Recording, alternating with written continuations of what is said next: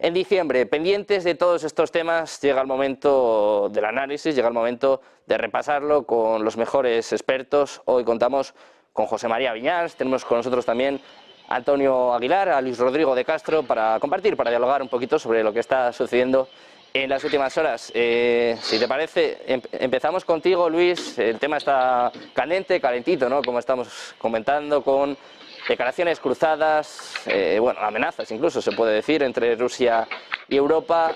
Luis, si te parece, empezamos contigo, empezamos mirando a Francia, a la amenaza de este militar que dice que están preparados ya para desplazarse con 60.000 soldados a Ucrania.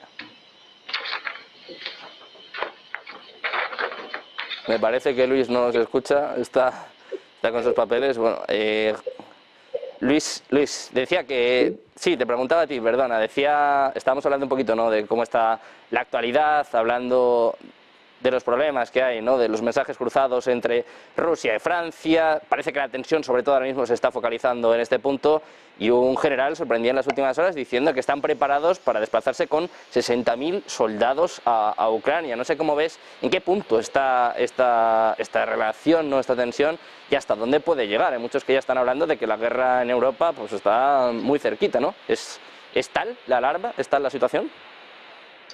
Bueno, está cerca, yo creo que nunca ha estado lejos del todo, ¿no? Siempre ha cabido la posibilidad de que este conflicto se extendiera más allá de la localización donde está actualmente, que es en el territorio ucraniano, ¿no? Pero sí que es verdad que durante estos 2 años que llevamos de conflicto hemos ido viendo diferentes etapas en la escalada, ¿no? Cuando se daban los Leopard, cuando se pedían aviones, cuando había manifestaciones por parte de algunos líderes de la OTAN, sobre todo los de países más cercanos a Ucrania, apostando por una intervención más decidida. Es decir, esto es un proceso ya de 24 meses en el que ha habido diferentes etapas, ¿no? Pero digamos que ahora seguimos seguimos increciendo en esta escalada de tensión, sobre todo con las palabras de Emmanuel Macron, ¿no? Yo creo que al final la cuestión demográfica es importante porque, lo hemos comentado aquí otras veces, Rusia, demografía, geografía, no solo una serie de variables sociológicas, sino todo lo que eso conlleva, ¿no? Extensión territorial, por ejemplo, recursos, capacidad militar. Sí que es verdad que, bueno, pues parece ser que algunos del armamento ruso está obsoleto porque viene de una época anterior, pero en términos generales Rusia tiene algo que no tienen el resto bueno, yo iba a decir de contrincantes, pero en este caso Ucrania, ¿no? Y por extensión los países de la OTAN que están sosteniendo a Ucrania, ¿no? Y es esa capacidad de control de la economía, esa capacidad demográfica que empuja a que, bueno, Rusia no esté desplegando todo su armamento, todo su potencial en Ucrania y en este sentido Francia, sí, bueno, podemos pensar y podemos decir que, claro, que tiene la bomba nuclear, que tiene armamento nuclear, pero es irrisorio comparado con el poderío ruso, ¿no? Aquí también hay que tener en cuenta parte de lo que siempre se ha argumentado, y no quiero decirlo en términos peyorativos, simplemente mencionarlo, que es un poco el orgullo francés, ¿no? Que es un poco lo que pasa, lo mismo que cuando en el Reino Unido se tiene todavía o pervive en el imaginario colectivo esa visión del Reino Unido como imperio, como potencia global, que es capaz de tratar de tú a tú al resto de potencias y no estar por encima de ellas, ¿no? Y en Francia, sobre todo cuando en España hablamos del síndrome de la Moncloa, cuando el presidente de turno se ve afectado un poco por el síndrome del Elíseo, pues también se sube un poco, se le sube esto a la cabeza, ¿no? Pero hay que ser realistas. A día de hoy Francia no puede competir con Rusia, ni en términos militares, ni en términos demográficos, ni en otro tipo de cuestiones, puesto que hay una cuestión importante que en Rusia está más controlada y que no lo está en el resto de países que son democracias, ¿no? Que es el factor de la opinión pública. La libertad de medios, bueno, pues genera un rechazo al conflicto y puede suponer un quebradero de cabeza cuando en un país democrático un líder decide intervenir en un conflicto armado. Lo vimos con el no a la guerra hace 20 años en el caso español, pero esto en Rusia no pasa, ¿no? Rusia tiene una opinión pública más amordazada, una opinión pública o una libertad de medios que no es homologable y, por tanto, el control férreo que se realiza también por parte del poder, pues restringe o canaliza el descontento hacia niveles más inferiores, ¿no? Por tanto, estas cuestiones que diferencian Francia y Rusia son importantes y yo creo que no debe tratar Macron, en este caso, por no generalizar al conjunto del país, porque habrá también sectores que sean contrarios a todo lo que el presidente propone, pero creo que Macron debería ser un poco consciente del juego peligroso en el que está entrando. La dialéctica que está utilizando y las implicaciones que puede tener para el resto del continente. No puede Macron arrastrar a toda Europa por una decisión unilateral que sería enviar tropas, sean 10 o sean 60.000, el número es lo de menos, porque al final con que sea uno sería suficiente para activar todo el armamento y toda la cadena que podría propiciar el conflicto, el inesperado o indeseado, mejor dicho, tercer conflicto mundial, ¿no? Pero en cuanto a esto, Macron tiene que ser consciente que juega en una liga que llamamos OTAN, que llamamos Unión Europea, y en las dos existen cláusulas de defensa colectiva. Macron puede ser el presidente de un país como Francia, con unas capacidades determinadas, pero no debe olvidarse que ante todo está en un club, o en este caso en dos, que no puede actuar en solitario y que estas cosas deben ser decididas anteriormente y consensuadas con el resto de socios de la Alianza y de la Unión Europea en menor medida.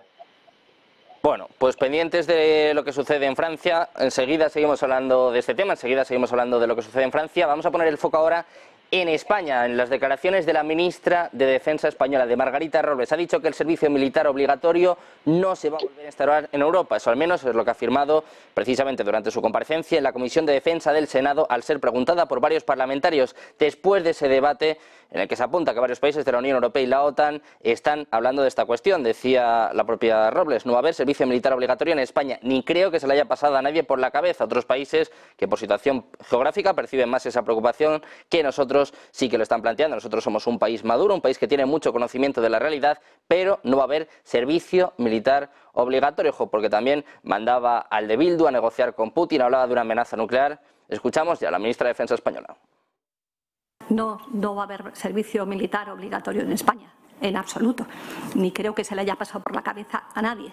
Otros países que efectivamente por situación geográfica percibe más esa preocupación que todos deberíamos tener, que no nos olvidemos, porque somos un país maduro, porque somos un país que tiene mucho conocimiento de la realidad. No va a haber servicio militar obligatorio. Y le insisto, esto no es un tema de militarismo sí o militarismo no. Hace muchos años, usted y yo, pues a lo mejor lo pensábamos de otra manera. Pero con los años uno abre la mente y se da cuenta que la realidad no es lo que uno quiere, sino lo que otros, gente como Putin, nos imponen cuando van masacrando a los ciudadanos. Y eso, desgraciadamente, a usted y a mí, cuando éramos más jóvenes, nos hubiera gustado que las cosas fueran de otra manera. Pero nos hemos encontrado con la realidad. ¿Y sabe qué? Que en esa realidad yo he entrado en contacto con muchas familias de asesinados y de víctimas en Ucrania, de gentes con terribles amputaciones, de generaciones perdidas y, lo que es peor, de mucho odio. Así que no es un problema de militarismo, es un problema de que sátrapas, autócratas, los hay y los ha habido en la historia siempre. Y contra eso no nos podemos poner de perfil, porque claro, como no son nuestros muertos, no pasa nada. Cada vez que un inocente muere en el mundo, todos... Bueno, estas no son las únicas perlas que ha soltado la ministra de Defensa española. También ha asegurado que la amenaza nuclear se mantiene sobre Europa. Además, en este aspecto ha contradicho al representante de Bildu que le acusaba de alarmista. Decía Robles: aquí no se alarma a nadie, aquí todo el mundo ve la realidad y todo el mundo ve lo que dice Putin, que dice que estamos muy próximos a la Tercera Guerra Mundial. Por cierto, hablando de Bildu, ha mandado directamente al representante de Bildu a negociar con Putin. Le decía que a ver si él consigue la paz en Ucrania. Como ven, Bueno, los dirigentes europeos, cuanto menos nerviosos, se está viendo, ¿no?, con las declaraciones de la ministra de Defensa española, Margarita Robles. ¿Qué vamos a decir de Francia? ¿Qué vamos a decir de Emmanuel Macron? Del presidente francés, que ha desatado todas las alarmas. Juan Antonio, quiero preguntarte precisamente por esto. ¿Qué está pasando en Europa? ¿Qué está pasando con nuestros líderes? Que ya no solo es que estén soltando alarmas, sino que están, desde luego, llevando a cabo un mensaje, un tono cada vez más duro, más bélico. No sé, ¿qué están buscando? ¿Qué buscamos en Europa? ¿Estamos buscando ya directamente enfrentarnos con Rusia? Porque no cabe otra explicación, Juan Antonio. No sé cómo lo estás viendo, cómo lo estás viviendo tú. Creo que ya en un programa comenté que mi sensación era que esta gente parece toda de un delirio narcisista peligroso. Es decir, están mal de la cabeza, simplemente. Lo que yo espero que haya otra parte de las élites políticas, financieras, económicas, industriales y militares en Europa que tengan las ideas un poco más claras y sepan hacer un análisis más frío de la situación. Porque si escuchamos a estos personajes, efectivamente da la sensación que vamos a la guerra y además no sabemos por qué. O sea, es que porque unos días dicen que Rusia no tiene capacidad, que Rusia está condenada, que está hundida, que no sé qué, y al día siguiente dicen que es una amenaza y que Putin va a avanzar por toda Europa. Pero claro, es una contradicción que tiene muy mala explicación. Da la sensación de que nos están engañando. Y lo malo es que a lo mejor no es una sensación. Yo, por ejemplo, las declaraciones de la ministra de Defensa me parecen infames. Es decir, que se presente esta señora a decir lo que dice, sacando siempre como es el sentimentalismo, la emotividad, para hacer, efectivamente, para calar en la mente de la opinión pública, cuando calla y es cómplice de un gobierno que está suministrando armas al Estado de Israel, que está cometiendo un auténtico genocidio en Gaza, es que me parece de una hipocresía absoluta. Pero van yendo un poco a la cuestión puntera, que es lo que tenemos estos días. Por cierto, el servicio militar obligatorio en España no está limitado, está suspendido. Acordémonos de eso, porque lo que es una suspensión temporal del servicio militar. Es decir, que le costaría muy poco al gobierno ponerlo en marcha de nuevo. No tendría seguramente ni que modificar ninguna ley. Bastaría con un real decreto. Respecto al tema de puntero que decía, que son las declaraciones de Macron, porque parece que es la punta de lanza de toda esta ofensiva militarista. Vamos a ver, es que yo escucho los 60.000 soldados y es que te entra la risa, de verdad. Desde un punto de vista militar, con un ejército de 142.000 hombres que tiene Francia, enviar 60.000 es imposible. Es una balandronada, es una macarrada. Es decir, no tiene ningún sentido. Primero porque tienes que rotar las fuerzas y esto significa que tendrías que tener ya un mínimo de 180.000 para rotarlas a lo largo de un año, que no los tienen. ¿Qué va a hacer? ¿Una movilización? ¿Va a poner el servicio militar obligatorio? ¿Qué van a hacer? Pero además hay otra cosa. ¿Qué le impide a Macron mañana mismo mandar esos 60.000? Venga, si es tan valiente y se atreve, que los mande. Estamos esperando. Venga. Tengo la sensación de que aquí hay mucha palabrería. Mucha palabrería. ¿Por qué? Pues porque se cruzan cuestiones que es verdad. Una la ha dicho Luis antes de su intervención, muy bien dicha. Ha dicho el chauvinismo francés, efectivamente. Esa sensación de que todavía son un poder imperial, ¿no? Y por lo tanto pueden disponer, hacer y deshacer donde ellos piensan que tienen intereses y demás. Y eso es uno de los factores. Pero claro, es un chauvinismo que está con las alas muy cortadas, sobre todo después de que les pegaran una patada en el Sahel y los mandaran a todos fuera. No han conseguido mantener el frente del Sahel y piensa ir a Rusia a enfrentarse con el ejército ruso. Bueno, es que es de chiste, de verdad. Por otro lado está también todo el tema, que esto está acorde con todo el tema de la militarización. La militarización en Europa, que lo que busca es crear una impresionante demanda artificial para, de alguna forma, revitalizar la economía. Que es invertir en defensa e invertir en defensa. Y como ya es poco, el 2%, pues vamos y subimos al 3% y después al 4%. Y por último, no hay que olvidar que Macron intenta aprovechar una situación de debilidad de Alemania para conformarse como líder de la Unión Europea. Y de esa forma, a lo mejor incluso, poder tapar bastante de los agujeros negros de su gestión en la propia Francia. Y yo creo que por aquí van las cosas. Comentar simplemente una cosa que ha dicho Luis. Hombre, yo no sé cuántas armas obsoletas tiene el ejército ruso. Me gustaría que alguien me informara eso si tiene datos, porque aquí las opiniones no valen para nada. Aquí lo que valen son los datos y los hechos. Pero por decir una cosa simplemente de que ha ocurrido estos días, un T-72, que es un carro de combate de hace 40 años, o de la época de la Guerra Fría, el otro día de un solo disparo se cargó un M1 Abrams norteamericano. Es decir, cuidado con lo de los armamentos obsoletos, porque una cosa es que sea antiguo y otra cosa es que no sirva. Eso, que son cosas muy distintas. En fin, yo creo de verdad que el problema de toda esta campaña de meter miedo a la gente y de que vamos a la guerra y demás, es que sí se corre un riesgo en la estrategia de la tensión de que un accidente o un incidente menor o un loco nos acabe incendiando todo el continente. Desde luego que hay ese miedo, bueno, es evidente, ¿no? Que el miedo se está esparciendo, es evidente que el miedo se está esparciendo por Europa, es evidente, bueno, pues que estas declaraciones de Macron, de Scholz, ayer, por ejemplo, ya que estamos hablando del armamento ruso, ¿no? Ayer Scholz decía que Rusia no es tan fuerte como se cree, anda que está Alemania para sacar pecho también con los datos macroeconómicos, ¿no? Que mostraban el día de hoy, pero bueno, vemos que aquí todo vale, vemos comentarios de todo tipo. José María, quiero preguntarte por esta escalada, al menos verbal, este tono bélico que se empieza a utilizar desde Europa, no sé si de cara a las elecciones europeas, no sé si de cara a las elecciones en Estados Unidos, pero lo que es evidente es que parece que todo vale y sobre todo parece que nos quieren llevar a un conflicto con Rusia cuando poco tenemos que hacer. Vamos, no estamos en Europa, la verdad, para ponernos a pelear ahora mismo. Bueno, nunca es buen momento para la guerra, ¿no?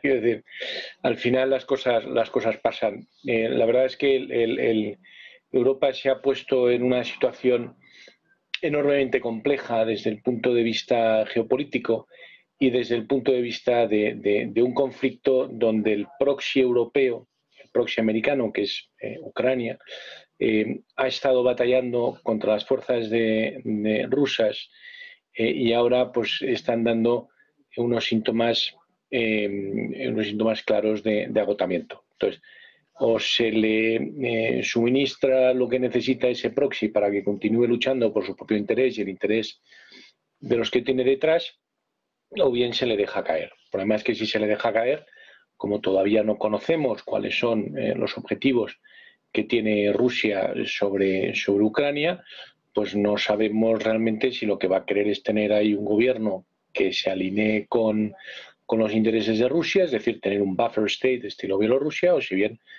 Rusia pues tiene otras intenciones y otros objetivos, ¿no? Europa tiene que estar preparada. Yo creo que a nadie se le escapa que con la situación que tenemos en el norte de África, los acontecimientos del levante mediterráneo de estas últimas semanas y lo que viene pasando en Ucrania desde hace 2 años, Europa tiene que invertir en su propia defensa, primero para ser menos débil, en segundo lugar para depender menos de otros aliados que exigen también los réditos de llevar la bandera de nuestra protección. Francia, dentro de la Unión Europea, es quizá el ejército mejor preparado en cuanto a experiencia, efectivos. Ha tenido y ha contado con misiones en África, pero también en otros lugares. Y Francia, no olvidemos que también es una potencia nuclear y que por lo tanto está hablando de potencia nuclear a potencia nuclear. Que Francia quiera llevar una misión o liderar una misión en Ucrania, se llega a hablar de un dispositivo de 60.000 hombres, de los cuales habría una parte que serían franceses. Se habla de quizá un despliegue de una división de 20.000 soldados.